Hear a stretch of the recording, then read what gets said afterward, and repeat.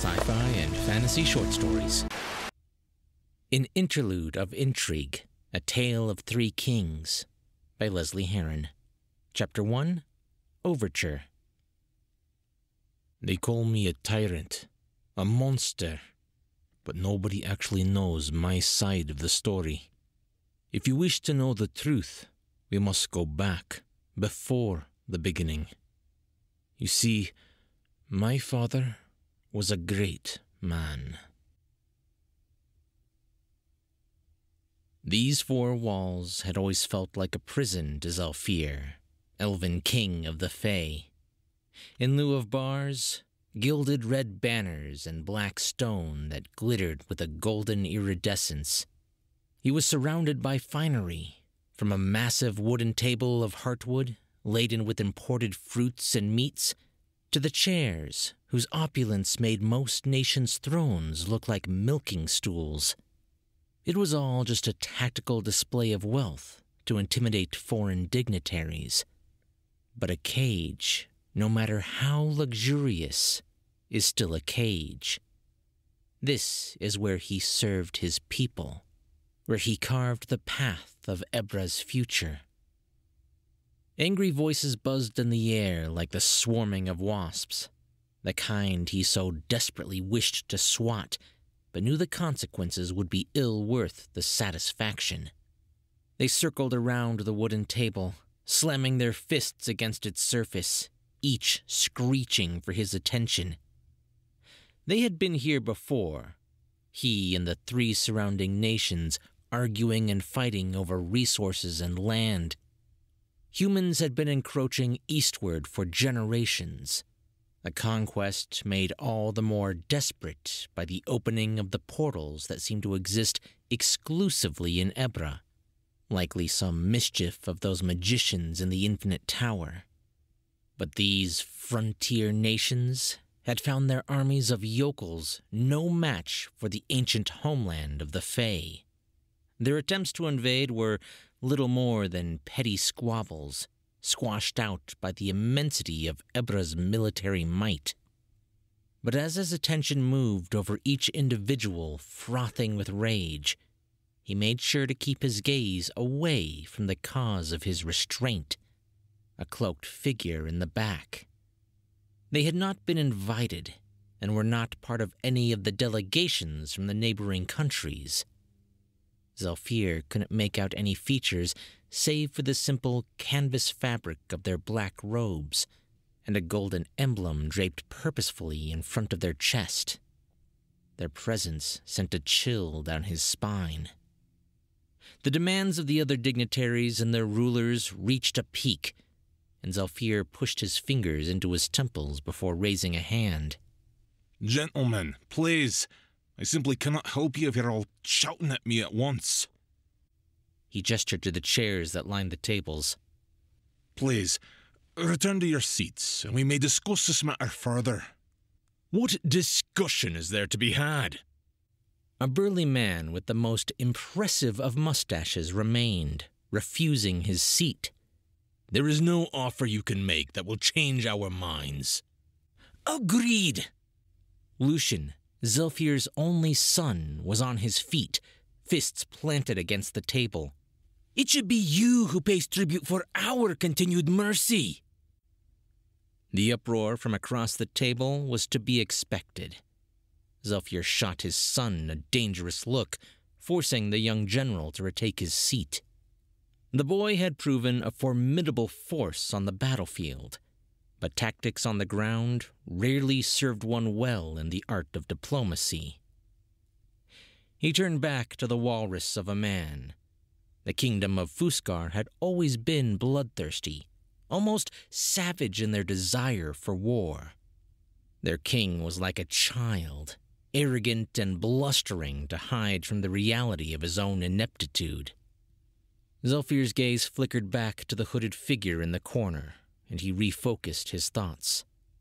Gentlemen, can we not discuss these tedious border squabbles like men? Lives are being lost at an innumerable rate. Lucian sneered under his breath. Perhaps human lives? Zhalfir forged on, even as the others began to protest. I believe we can come to an arrangement that will help better us all. The dark-skinned man at the far end of the table raised a hand to silence the others. Uharya will listen. We agree. Peace is preferable. Zhalfir nodded deeply. Honorable Emperor Yusuf, your people are starving because you cannot grow crops in the desert. If you sign this peace treaty, he gestured at the long roll of parchment before him, we will supply your people with enough grain to stave off starvation. In addition, a coterie of Dryad have agreed to use their magic to enrich entire swaths of your land, enough that you may grow your own food in the future. Yusuf bowed in return, but did not agree outright. Zhalfir turned to the pale man to his left. And the fine people of Athia are suffering through long, bitter winters because they do not know how to weather the cold. I have contacted the northern Selkie tribes, and they would be willing to trade thick furs and other goods, in addition to sharing their knowledge of how to survive in such harsh conditions. He returned his attention to the king and general of Fuscar, still heaving and huffing like an angry bull. And while your kingdom prospers, you send your people to die in wars they were not trained for. The man's mustache bristled, and Zhalfir held up a hand to cut him off. But you are a formidable force regardless, one that we would like at our side rather than our throat. I propose to send our finest generals to help train your troops, an open trade of not only goods, but armaments to outfit your men. Together, we could be an impervious bulwark. A deafening silence fell over the room as the three rulers considered what was being offered. In their hearts, they knew they didn't pose enough of a threat to warrant such terms. It made them wary. Zhalfir laid his hands on the table, leaning against it as he sighed. Long has Ebra guarded the enshrined wilds to the east, a task set to my people by the goddess Tiara herself. His gaze flickered back to the motionless figure in the corner. But I cannot ignore the bloodshed any longer. Ebra has resources enough to share, and I would rather border a host of allies than a wall of enemies. If you agree to this peace treaty and end the battles at our borders, we will provide for you in return. The three dignitaries and their guards exchanged a look. For the first time in what felt like days, Zhalfir could feel the knot in his chest loosen slightly. The air in the room was tentative, but hopeful. Lucian stood, addressing his father with a slam of his fist against the table.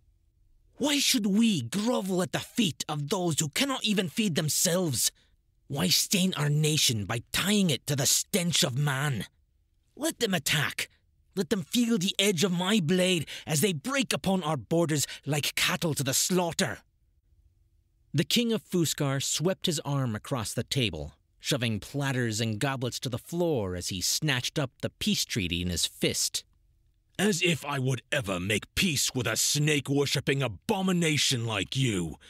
The Fae cannot be trusted. Zhalfir closed his eyes. As the other voices rose in unison, he could feel his tireless work to keep the peace unravel. He looked up in time to see his son open his mouth once more, but he would hear no more from him. Enough!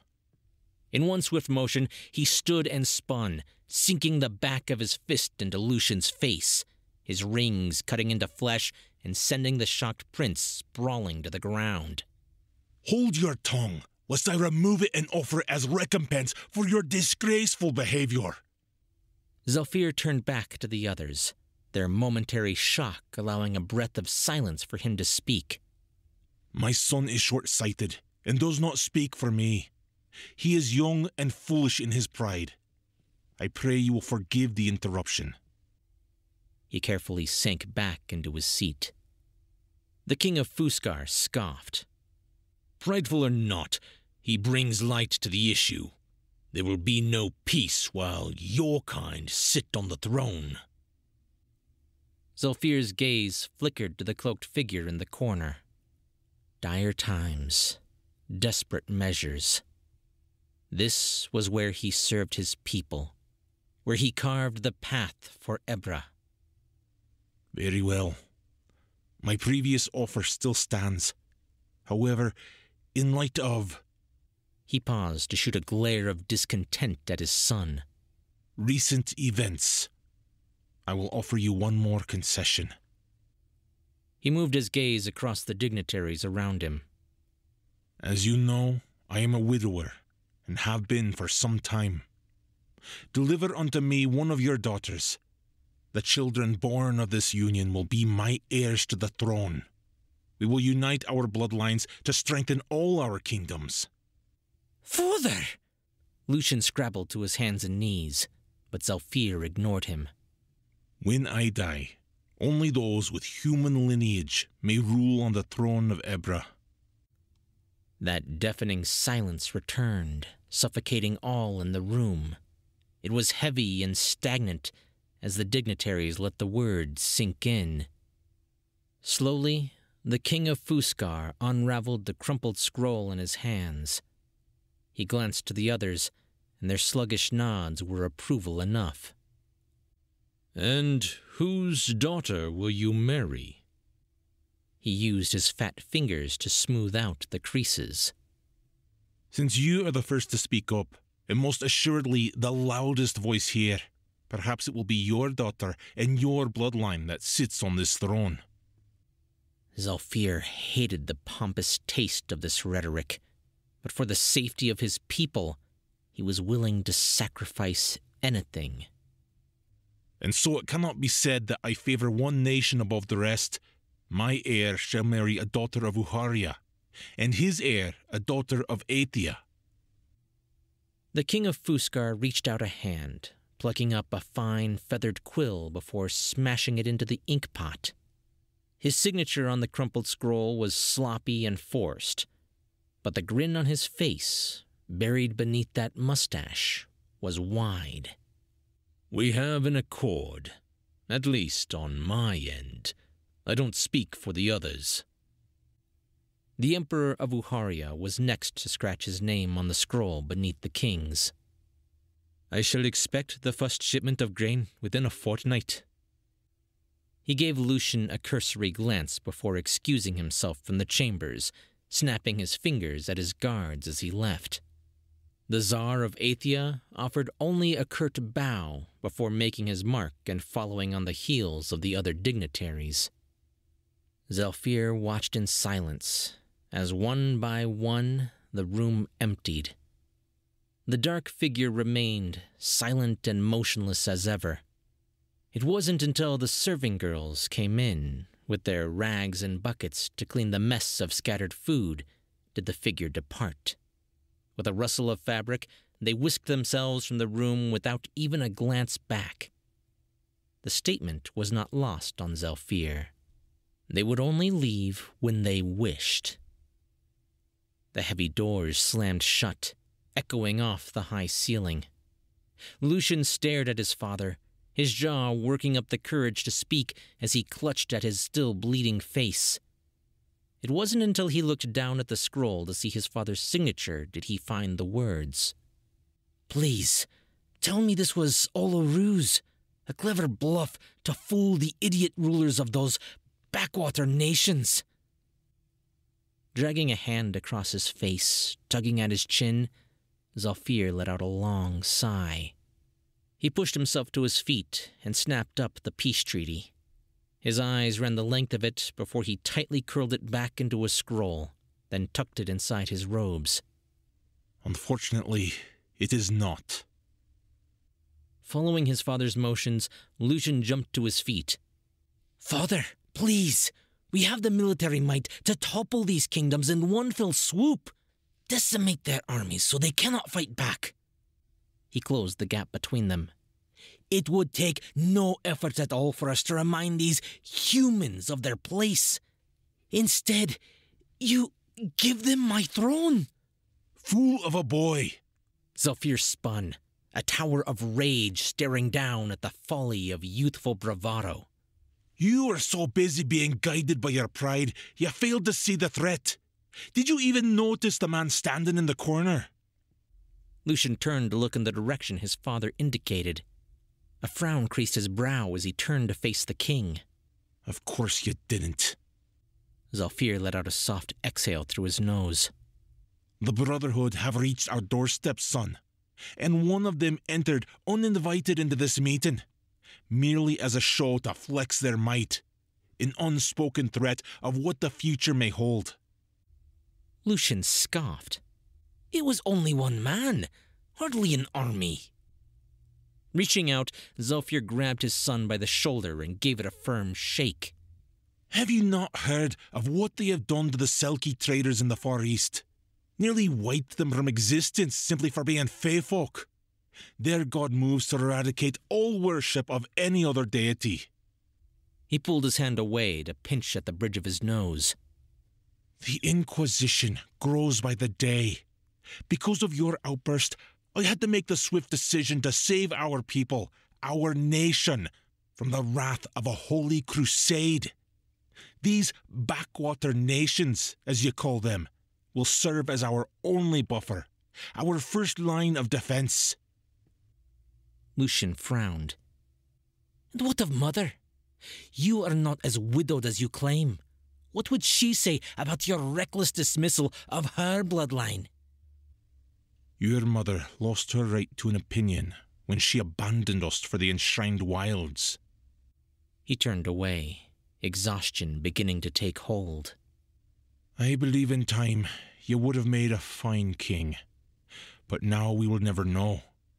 I did not give away your throne, son. You lost it the moment you put your pride before your people.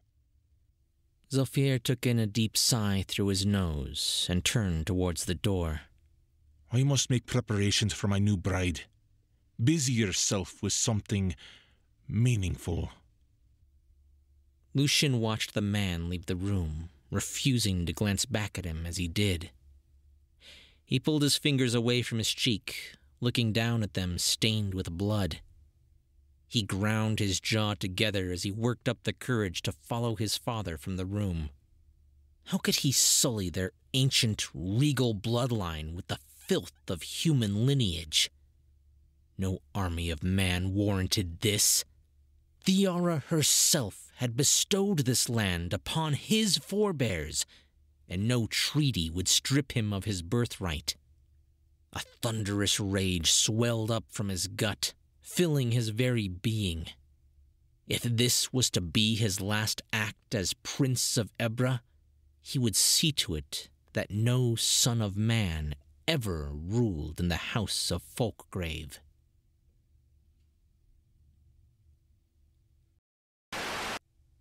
An Interlude of Intrigue, A Tale of Three Kings, is book 3.5 by Lesley Herron, a short novella to set the stage for the upcoming book 4 of the series. If you would like to listen to the first 3 books, please be sure to check the links in the description. And stay tuned every few weeks to hear the latest chapters as they are being written and recorded. We hope you enjoyed the story. I'm Chris Herron, and that's it for today's Tall Tale TV.